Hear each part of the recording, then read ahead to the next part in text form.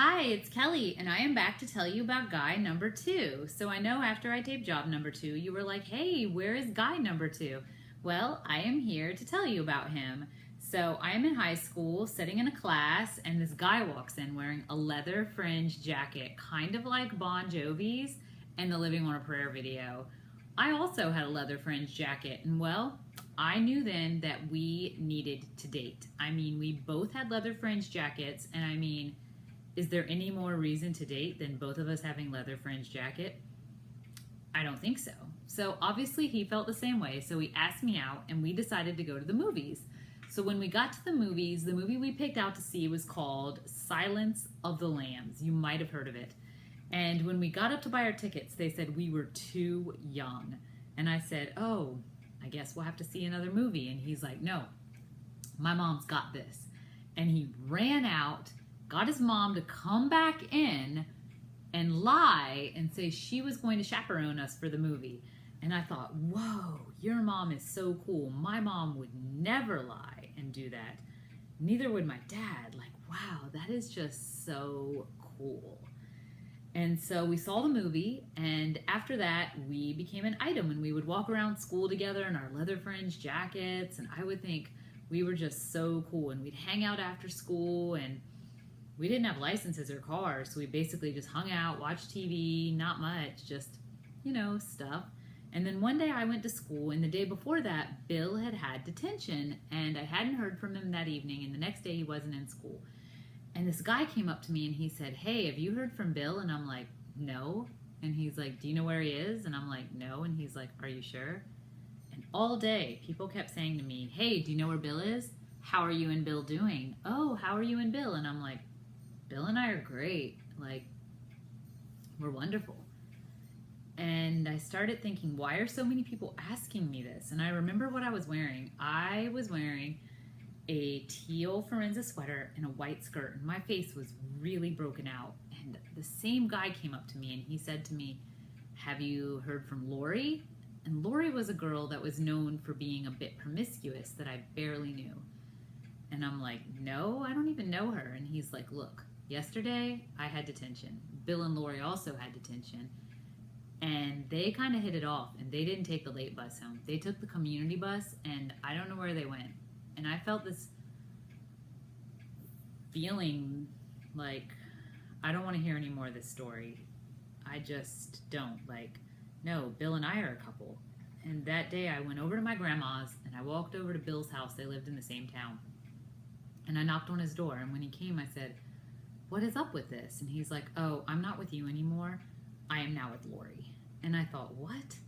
Like, and he's like, yeah, we just have more in common. Maybe they did. I don't know. And I felt like, no, like, I think he was the first guy I liked, that I was attracted to.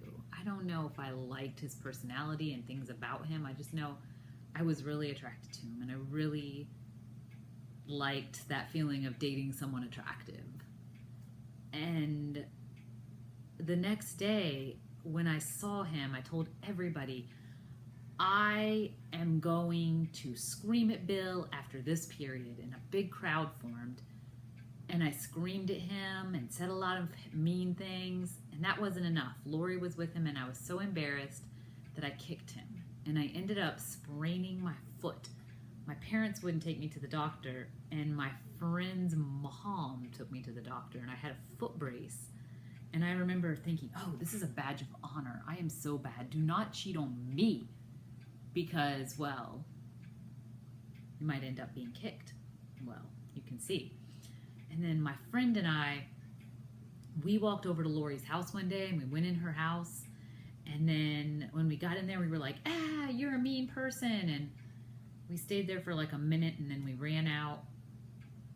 And then my friends and I kept on bullying Lori at school, saying all these mean things to her and shouting at her in the hall. And I am embarrassed that I did that stuff. I had previously been bullied, and now I became the bully. Why did I do that? Just because I was embarrassed? Because I wanted street cred at the alternative school? I don't know why I did that. I really don't. I just remember feeling so embarrassed and so like, wait, Bill was my boyfriend. Like, how did this happen? And I didn't know how to handle those emotions. And so one day, Bill and Lori didn't come to school anymore. And the rumor was that Lori was pregnant or they were getting married or something like that. And that they had moved to West Virginia. And I was like, oh. And so at that time, my parents had me in a counseling group to process everything. And the counseling group consisted of one girl that had an abortion and was processing that, one girl that gave a baby up for adoption that was processing that, one girl, and she had still had a baby, like she had a baby and kept it and was dealing with stuff, processing stuff, being a teen mom and being like on the ins and outs with the guy that she was dating, the father of the baby. And one of the counselors was really mean and one of them was really nice. It was kind of like good cop, bad cop. One of them would scream at us and one of them then would be really sweet. And so it was those girls, and they talked a lot. And me and the other girls would be quiet during it unless they asked us something. And I remember talking a lot about the Bill and Lori situation and how I liked Bill. And I still kind of liked him, but, you know, he was in West Virginia, and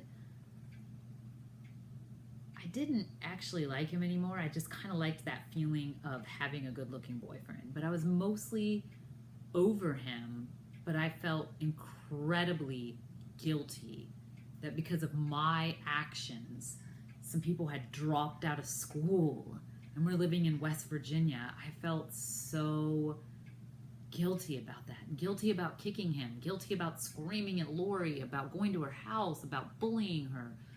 I felt so guilty, and I was trying to process all that, and like I still found Bill attractive, but like I had moved on for the most part. Like, I mean, he was the first guy I liked, but I'd mostly moved on. And so one day they asked another girl, do you have anything? And she's like, yeah, actually I do. A girl in the counseling group. And she said that she had met Bill at Fair Oaks Mall, and he was back from West Virginia, and he didn't marry Lori, and he didn't have a baby with Lori, and that he was single again, and that now she was dating him. And wow, the counselors did not know how to handle that. And I was like, why are you dating Bill after everything I said? And she said, well, I don't like you, so I just did that to get back at you. And I'm like, but I'm basically over Bill and feel really guilty about that stuff. And she's like, yeah, well, you can't have him because he's with me now. And I'm like, okay, well, you can have Bill? I was just so confused. I had no idea how to handle that. And ever since then, I left the counseling group because that was just too surreal and strange. And ever since then, I've kind of not been into counseling groups. Just kind of weird for me. If someone's like, hey, come to a counseling group, I'm like, yeah, no, probably not. And so I don't know what happened with that girl and Bill. I don't think they got married. They probably just had some sort of teenage romance. And I moved on and dated other people that I'll make other videos about. And then one day, when I was in my late 20s, I had an email from a guy whose name was Bill, but he had a different last name than the Bill I dated in high school. And he's like, hi, this is Bill. You might know me by this last name, but I've changed my last name because I didn't like the guy that my last name was from. And he's like, I found you. And I don't even know how he'd found me. But he's like, I found you. And I was living in Utah and he was living in Florida. And he said, I've been married twice and I now have custody of my children. And I've also adopted one of my wife's children. And he's like, I am raising these 3 girls. And when I think about my life, my biggest regret is dumping you and not treating you right. And he's like, I just want you to know I am so sorry. And would you be willing to give me another chance? He's like, you are my biggest regret. And I am so sorry. And I emailed him back and I said, I am so sorry too. I am so sorry. And I told my roommates, and I started emailing back and forth with Bill, and he was still really good looking. And he sent me all these pictures of him, and it was before social media. my life in Utah just got busy, and Bill's life in Florida just got busy. And I guess our emails just kind of withered away, and I wasn't upset about it. And one day I emailed him, and it just didn't go anywhere, and I've never found him on social media. But I cannot tell you how grateful I was for that email. Even if I wasn't his biggest regret, to know that he was sorry, and to be able to say I was sorry was priceless. I am so grateful for the end of that story. And I'm grateful I got to know adult Bill, who seemed like a really cool guy. And I am a really cool girl also, so please subscribe to my videos to hear about more of my boyfriends and what happens next. Thanks.